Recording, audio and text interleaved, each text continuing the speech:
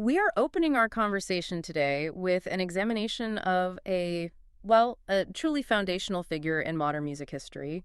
We're looking at Ian Curtis, The English singer, songwriter, and of course, the lead vocalist of Joy Division. and the material we have in front of us, articles, biographies, critical analyses, it all outlines a life that spanned a mere 23 years, from 1956 to 1980. It's incredibly short, but what stands out immediately, and what I think we have to focus on, is the sheer overwhelming tension Tension between what, exactly? between his rapid artistic ascent on one side and the profound personal turmoil that was just completely consuming him on the other. That tension is absolutely the central narrative thread we have to follow. It is. Curtis was, in essence, the lyrical and emotional architect of Joy Division, a band that released 2 albums in incredibly quick succession, Unknown Pleasures in 1979 and then Closer in 1980. Both of which are considered just, seminal texts of the entire post-punk movement. Exactly.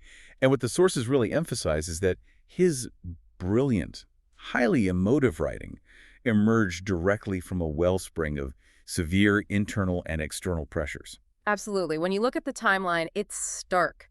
The band's creative peak coincided precisely with the steepest decline in his health and, of course, the collapse of his marriage. That's a perfect storm. So, for you, the listener, what we're setting out to do is straightforward. We're going to extract the crucial knowledge points from these sources. We need to explore his foundations as an artist, really delve into the devastating impact of his severe epilepsy and the medications he was prescribed. And then analyze his unique and, deeply troubled stage presence, and finally trace the incredibly wide and enduring legacy he left behind. Right. We need to understand not just what happened, but why the pressures became so overwhelming for him. And we should jump right into his beginnings, which, maybe surprisingly, are marked by this fascinating duality. So Ian Kevin Curtis was born on July 15th, 1956 in Stretford before his family moved to Macclesfield, where he was raised in a working-class environment. And the biographical accounts, they all paint a very specific portrait of his childhood. He's described pretty consistently as bookish, intensely intelligent. And someone who displayed a natural, almost undeniable flair for poetry from a very early age. Yeah, the initial phase of his life really suggests a trajectory geared more towards academia. His intelligence wasn't just, anecdotal. He excelled. Right, he passed the 11+ exam. Which was a huge deal in the British education system at the time. It was the test that determined whether you'd go to a more academic grammar school or a more vocational secondary modern. And passing it granted him a place at the King's School, Macclesfield, a highly respected grammar school. Exactly. And while he was there, he didn't focus on typical pursuits. His studies were steeped in philosophy and literature. The sources specifically highlight his early engagement with poets like Tom Gunn, which, you can see that focus informing his later lyrical style. And he did very well there, earning 9.0 levels. But this high level of academic success, it just stands in the stark, immediate contrast with some of the other behavior that started to emerge. Deeply rebellious and even destructive behavior. It's almost as if he was 2 different people living in the same body. That is the compelling tension, right from the very start. He developed this deep, keen interest in music. He was influenced heavily by dramatic, sort of outsider artists. People like David Bowie and Jim Morrison. Exactly. But coming from a working-class background, he just couldn't afford the records he craved. So what did the sources tell us he did? And he started stealing them. He developed a habit of frequently stealing albums from local shops, often hiding them beneath a long, distinctive gray coat he favored. And we're not talking about just stealing sweets here. This was a calculated, repeated act, all to feed this burgeoning artistic appetite he had. It's such an interesting psychological pattern, isn't it? The highly intelligent individual who chooses to flout societal rules for the sake of obtaining, culture. But this recklessness, it soon escalated far beyond petty theft. It led to a very disturbing incident when he was just 16, one that provides some chilling context for his later struggles with self-harm and impulsivity. It really does. While he was performing a required social service for school, visiting the elderly, he and a group of friends stole prescription drugs from their patients. The sources are very specific here. After consuming a very large dosage of a sedative called Biographical, which is chlorpromazine, a powerful antipsychotic medication, he was found unconscious by his father. He had to be rushed to the hospital. He had his stomach pumped. That specific detail, stealing a powerful medication like an antipsychotic from an elderly person and then ingesting it in such a quantity that he needed emergency care, it just suggests a level of self-destructive impulse that was present long before the pressures of fame or illness really set in. It's a shocking detail, a real foreshadowing of the difficulties he would later have with prescription drugs and, his own life. It absolutely is. And following that turbulent period, despite his academic success at King's, he abandoned his A-level studies at St. John's College. He'd become disillusioned with formal academia. But crucially, he didn't abandon the creative pursuit. The sources confirm he just kept immersing himself in art and literature. But his focus darkened. How so? He began, as they put it, drawing lyrical inspiration from ever more insidious subjects. So if academia was out, he still needed a path, a job. He ended up pursuing a career in the civil service, which, again, feels highly conventional compared to this inner life he was building. Incredibly conventional. He worked initially for the Ministry of Defense, but he requested and eventually secured a transfer to the Macclesfield Employment Exchange, where he became an assistant disablement resettlement officer. And that job is so significant. It put him into direct contact with people dealing with severe physical and mental challenges, a theme that would become horribly resonant in his own life just a few years later. So professionally, he was a facilitator for people facing obstacles, while his own obstacles were mounting internally. Precisely. At the same time, his domestic life stabilized, or at least appeared to. In August 1975, he married Deborah Woodruff. He was just 19, she was 18, a very young commitment. Extremely young. And by 1977, after living initially with family, they managed to purchase their own place at 77 Barton Street in Macclesfield. That seemingly ordinary terrace house is, of course, now immortalized in his history. And that house became the setting for both the immense creative work and the deep personal tragedy. The sources recall that one specific room there was designated as Curtis's songwriting room. It's just fascinating to picture, isn't it? The civil servant by day retreating to the small, specific space to conjure the profoundly dark, evocative lyrics that would come to define a generation. And the family grew. In April 1979, their only child, a daughter named Natalie, was born. So by this point, the foundations of his adult life, career, marriage, home, a child, they were all established. But the sources show us that at the same time, the seeds of the band's identity and his own personal decline were already aggressively taking root. The catalyst that transformed Ian Curtis from a civil servant poet into a performing artist is one of the great anecdotes in Manchester music lore. It all happened on July 20th, 1976. That's right. He attended a seminal Sex Pistols gig at the Lesser Free Trade Hall, and he ran into three familiar faces: Bernard Sumner, Peter Hook, and Terry Mason. And this trio, they were looking to form a band. Curtis, who was clearly already immersing himself in the punk scene, I mean, he was frequently seen wearing a donkey jacket with the word hate scrawled across the back, he just seized the opportunity. Immediately.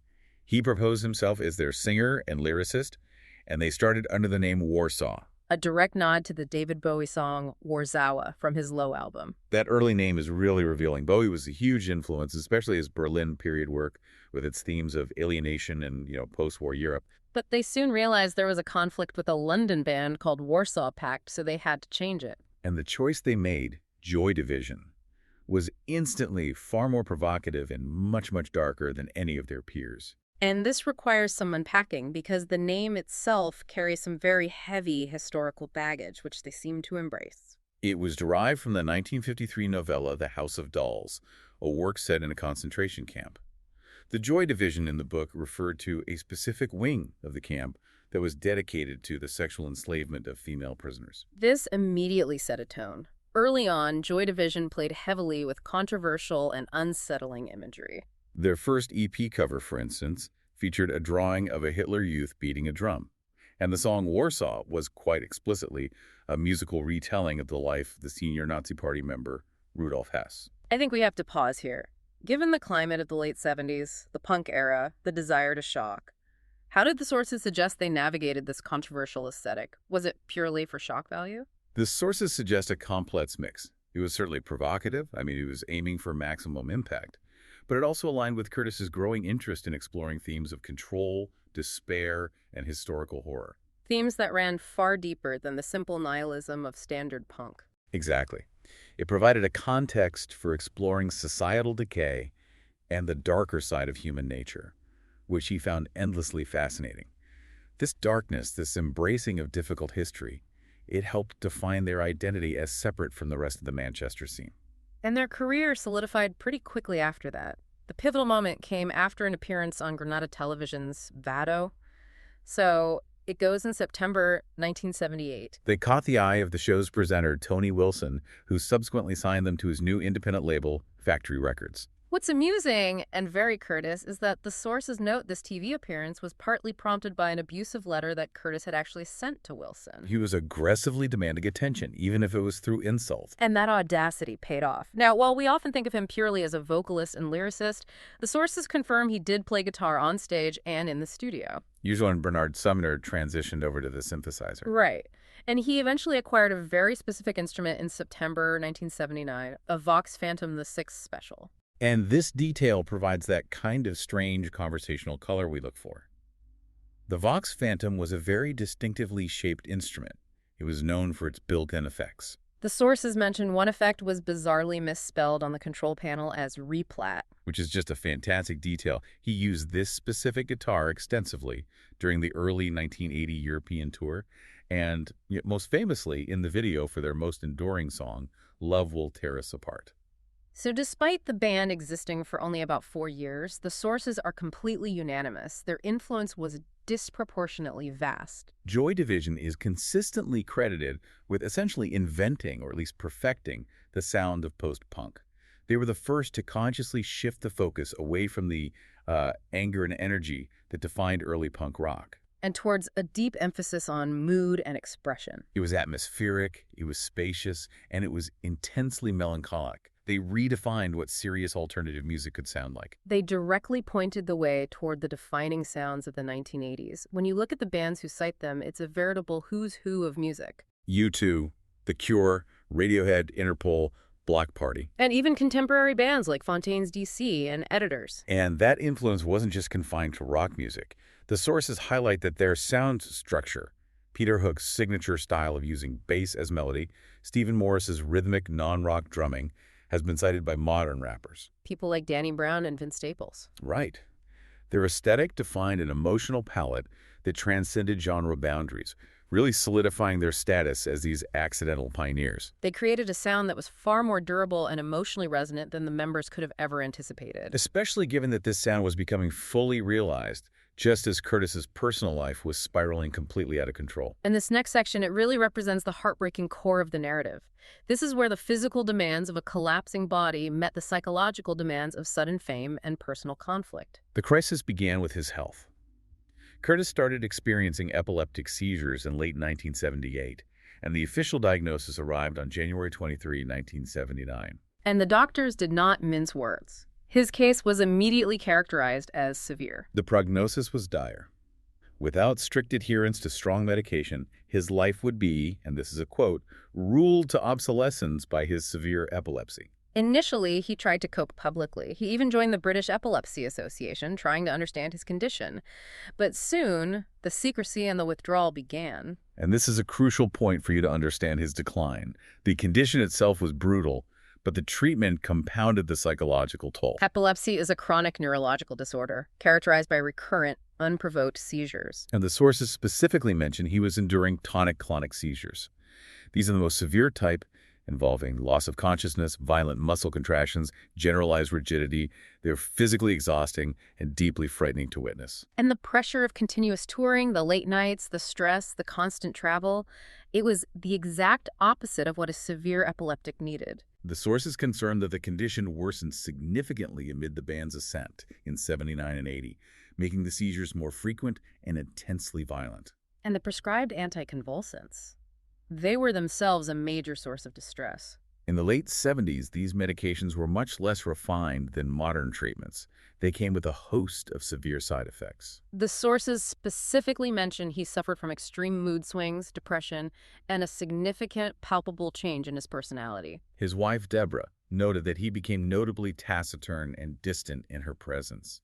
It made communication almost impossible. So this combination of severe illness and medication side effects created this profound emotional rift within his family life, which was particularly devastating following the birth of his daughter, Natalie, in April 1979. And this detail is truly heartbreaking. Due to the unpredictable and violent nature of his seizures, he could seldom hold his own baby daughter safely. Just imagine the guilt, the fear, the intense emotional isolation. This man, already struggling with internal demons, was now physically barred from bonding with his child because of a disease that was actively attacking his nervous system. And complicating everything, the sources reveal he stubbornly maintained behaviors that were guaranteed to trigger seizures. He continued to drink, he continued to smoke, and the touring schedule meant he had wildly irregular sleeping patterns. It's easy to judge those choices now, but we have to remember the context of the time and, the age of the bandmates. Peter Hook admitted that largely through ignorance, he, Sumner, and Morris didn't truly grasp the severity of what Curtis was facing. And that ignorance meant they didn't know how to intervene effectively. Hook explained that when they expressed concern, Curtis would often just tell them what they wanted to hear. He would minimize the suffering. Maybe to keep the show on the road, or perhaps just to maintain some semblance of dignity or control over his own image. But the reality was undeniable, especially during the sessions for the album Closer. The sources recount that while recording, he was enduring an average of 2 tonic-clonic seizures every single week. This wasn't a manageable condition, it was a full-blown crisis. The incident Hook recounts is just harrowing. He found Curtis unconscious in the studio's toilet, having hit his head on the sink during a collapse. That studio environment, the very place of their greatest artistic achievement, was also a site of severe, repeated physical trauma for him. And as his physical health disintegrated, his marriage collapsed. In October 1979, the relationship with Annick Honoré, a Belgian journalist and promoter he met at a gig in Brussels, became an affair. And the sources really convey the intense psychological burden this placed on him. He was racked by guilt. A new father, married young, yet he simultaneously yearned for Honoré, who represented something outside the confines of his deteriorating domestic life. The internal conflict became so extreme that he sought external help for a decision that was really his alone to make. Yeah, the sources reveal that on one occasion in early 1980, he actually asked Bernard Sumner to decide his future for him. He asked him, should I stay with Deborah or commit to a deeper relationship with Annick? And Sumner, very wisely, refused to take on that responsibility. The biographical accounts are complicated here by conflicting testimony. Deborah Curtis maintained that the relationship with Honoré was fully romantic and sexual. Honoré, however, claimed in a later interview that while they were deeply committed emotionally and spent extensive time together, the relationship was platonic. Regardless of the physical reality, the emotional conflict was undeniable and destructive. The affair caused a palpable distance from his bandmates. They noted he became increasingly lofty and isolated. For Deborah, it was the final straw. She commenced divorce proceedings in early 1980. And the sources are definitive about his resulting mental state. They say he found it intensely difficult to balance family obligations, his massive musical ambition, and his worsening health, concluding that he was, quote, never mentally equipped for living alone. And this internal and external chaos manifested most visibly in his iconic stage presence. His unique on-stage dancing style became famously reminiscent of his seizures. It was immediately recognizable and frequently termed his epilepsy dance. Let's truly explore that. This Yeah. wasn't just a quirky dance. It was a physical transformation. Was it a conscious artistic choice? Or was it just the inevitable physical manifestation of his disease? It was likely both, which is what makes it so compelling and so disturbing. The sources suggest he realized early on that his movements, which were increasingly spastic and unconventional, created an electric hypnotic effect on the audience. He channeled the physical distress into performance energy. But as the illness progressed, the line between performance and pathology just dissolved. The movements became less about expression and more about physical inevitability. And the performances frequently culminated in a full, terrifying collapse. The band took precautions. Flashing lights, a common rock staple, were prohibited at Joy Division gigs because they were a known seizure trigger. But even with precautions, the danger remained. Bernard Sumner noted that certain intense, percussive sounds could still sometimes trigger a seizure. The most frightening instance occurred at the Rainbow in Finsbury Park in April 1980.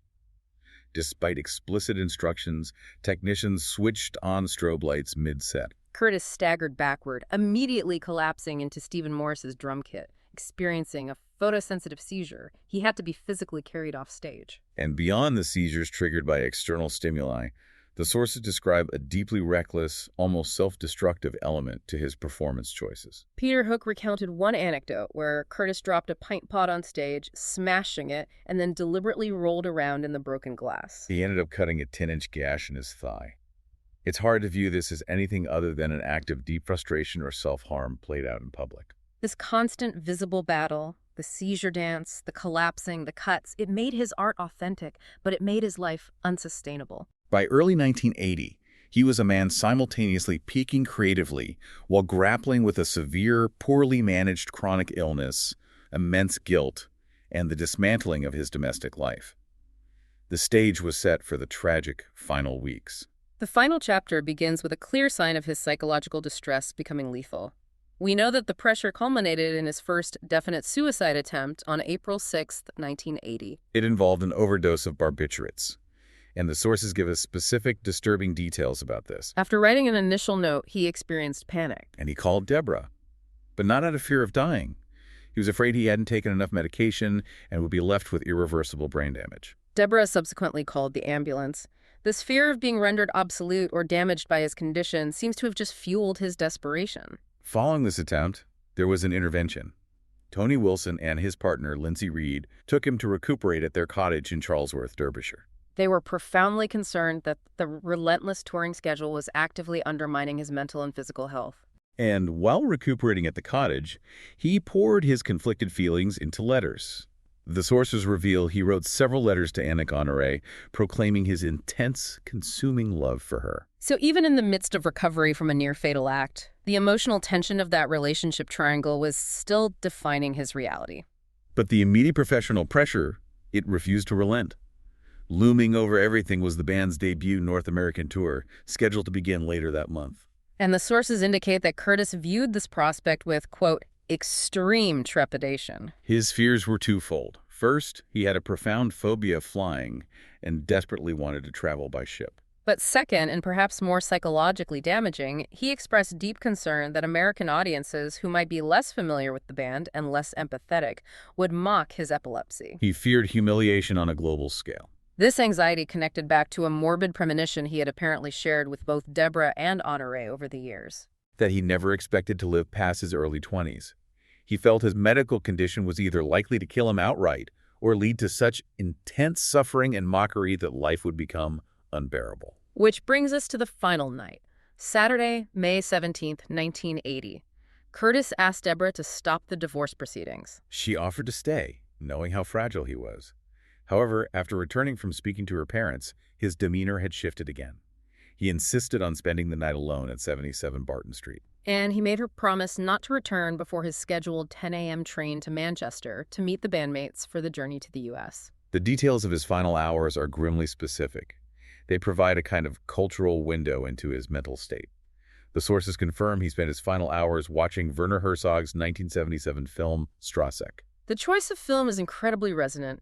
Strasek is a deeply nihilistic film about an alienated street musician who attempts to build a new life in rural America, but finds only failure and humiliation. And it leads to a desperate, self-destructive end. It's a cinematic portrayal of inevitable failure and societal alienation. And what he chose to listen to provides even more psychological context.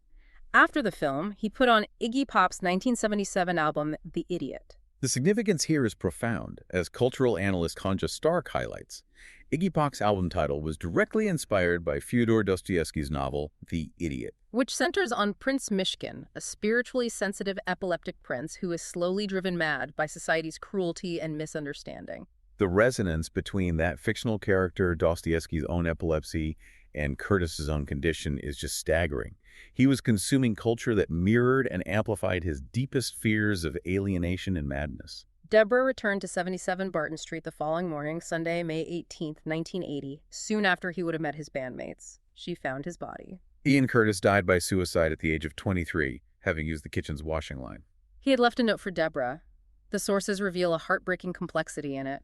He affirmed his love for her despite the affair, but also claimed he simply could not be cruel enough to Annick Honoré to tell her he wished to end contact, even if it meant saving his marriage. The final lines describe him hearing the birds singing at dawn, but the sources confirmed the note did not explicitly state his intent to kill himself, only requested that Deborah not contact him for a while. Looking back, the tragedy of the timing is just amplified by the band's creative position. Lindsay Reed reported that Curtis had confided in her shortly before his death that he felt he simply couldn't continue with performances because of his epilepsy. And that he believed the band had reached an artistic pinnacle with the impending release of Closer. This sense of hitting a wall, both physically and creatively, it suggests he felt there was nowhere else to go but down. The profound regret from his bandmates echoes this. Bernard Sumner reflected that it wasn't until they truly immersed themselves in the released lyrics after his death that they fully comprehended the inner turmoil he was writing about. And there's a vital medical detail that comes to light later, emphasizing the external forces at play in his death. Peter Hook revealed that an epilepsy specialist later examined Curtis's prescription regimen and expressed significant concerns about the safety and efficacy of the specific combination of anticonvulsant drugs he had been taking. This is a critical insight. It suggests that while his underlying condition and his personal life were sources of immense distress, the poorly managed and potentially dangerous medical cocktail he was on likely exacerbated his mental health crisis. Including depression and suicidal ideation. It really emphasizes the need for holistic care, something largely unavailable in 1980. Following his death, his body was cremated 5 days later, on May 23, 1980, in Macclesfield. His ashes were buried at Macclesfield Cemetery, and his memorial stone, of course, is famously inscribed with his dates and the simple, heartbreaking dedication, "Love will tear us apart." The shock was immense, but the sources are quick to point out that the music did not stop. Shortly after Curtis's cremation, the surviving members Bernard Sumner, Peter Hook, and Stephen Morris, along with manager Rob Gretton, made a conscious decision to continue. They formed a new group. Initially, they called themselves the No Names, fulfilling a pre-death agreement that if any one member left, the band would change its name. They swiftly renamed themselves New Order. New Order was immediately born from the ashes of Joy Division, maintaining the continuity of the artistic endeavor, even while shedding the dark, overwhelming emotional baggage associated with their previous identity. And New Order immediately began incorporating elements that directly reference their departed singer. A physical piece of Ian Curtis's legacy literally carried over into the new band. Bernard Sumner inherited and began using that distinct Vox Phantom VI special guitar that Curtis had acquired. And the sources confirmed this instrument was used in early New Order recordings, including the track Everything's Gone Green. It's a symbol of a musical and material transition. And New Order honored him explicitly through their songs. On their debut album, Movement, there were 2 clear tracks. ICB, which stood for Ian Curtis Buried, and the track, The Hymn. Later, in 1985, they released the sweeping instrumental piece, Elegia, written directly in his memory. They continued this dedication much later, including their 2002 song, Here to Say, which was dedicated to Curtis, Rob Gretton, and Martin Hannett. And the wave of tributes wasn't limited to his former bandmates. Joy Division's label mates, the Durutti Column, paid tribute with The Missing Boy. Other artists across different eras have continually expressed their debt to him, including Psychic TV, the post-hardcore band Thursday, and Juju, who released the track Ian Curtis Wishlist. It just confirms the profound reach of his creative influence. In terms of documenting his complex life, the sources highlight 2 major publications. The first, and arguably most crucial for our understanding, is Deborah Curtis's 1995 biography, Touching from a Distance. This book provided the first intimate, detailed account of their marriage, Wow. his struggles with epilepsy, and that highly conflicted relationship with Anna Conneray. Later, in 2006, Mick Middles and Lindsay Reed released Torn Apart, The Life of Ian Curtis, which offered a more documentary-style perspective, incorporating private photographs and excerpts from the letters Curtis wrote to Honoré, which provided a more detailed look into his conflicted final months. His story also translated successfully onto the screen. He was first portrayed by Sean Harris in the 2002 film 24-Hour Party People, which was a dramatic comedy focusing on the history of factory records and the Manchester scene. But the truly definitive cinematic portrayal came with the 2007 biographical film Control.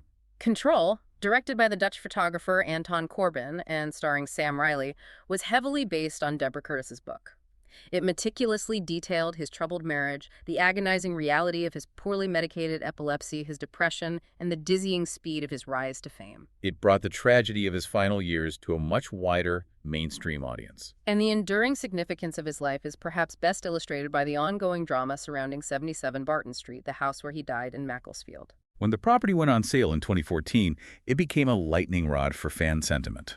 The sources recount that a dedicated fan campaign was launched via the platform Indiegogo with the explicit goal of raising £150,000 to purchase the house. And the goal was to convert it into a museum or a dedicated memorial space. This campaign highlighted the desire of the community to preserve the physical space of his creation and tragedy. However, the campaign ultimately failed. It raised only about £2,000, which was later donated to the Epilepsy Society and Mind charities, recognizing the causes that contributed to his demise. The house was sold privately. But the saga wasn't over.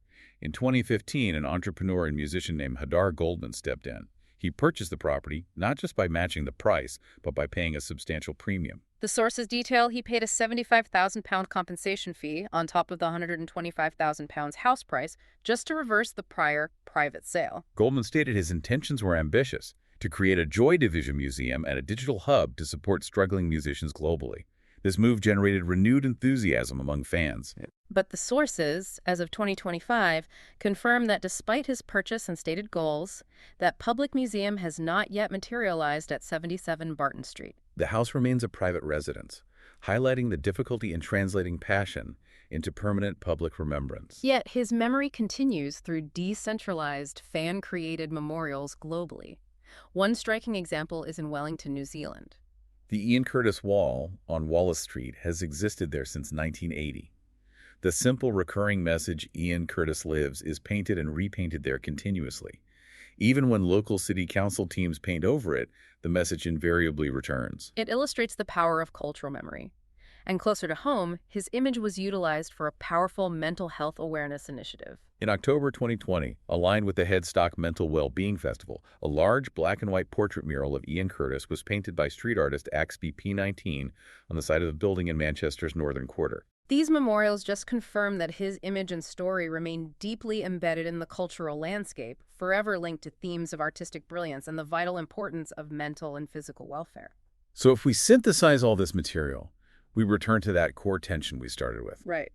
What the sources reveal is the profound vulnerability of an exceptionally gifted artist whose body and mind were increasingly failing him due to a severe and, frankly, poorly managed chronic illness. His epilepsy, the difficult medication cocktail, and the immense isolating pressure of fame and relationship conflict, it all just culminated in tragedy. Understanding this context is absolutely critical to appreciating the raw, authentic, and emotionally devastating intensity that defines Joy Division's work. We've seen in granular detail how his intensely personal struggle with the medication side effects, the marital conflict, the seizure disorder, it wasn't just reflected in, but was inextricably woven into the band's entire aesthetic. Culminating in an undeniable artistic peak, just as his life reached its breaking point. And we covered his intense fear of that upcoming North American tour. He was worried about how audiences would react to his seizures and how his physical limitations would compromise the band's career. So think about this. Consider the implications of modern society's vastly improved understanding, awareness, and accommodations for chronic neurological conditions like epilepsy. Compare that to the largely uninformed, unsympathetic, and demanding environment he faced in 1980. What responsibility does the machine of fame place on managing and prioritizing an artist's welfare above the relentless demands of a touring schedule? That quotient still resonates today. Thanks for listening. We hope this analysis of the sources proved valuable to you.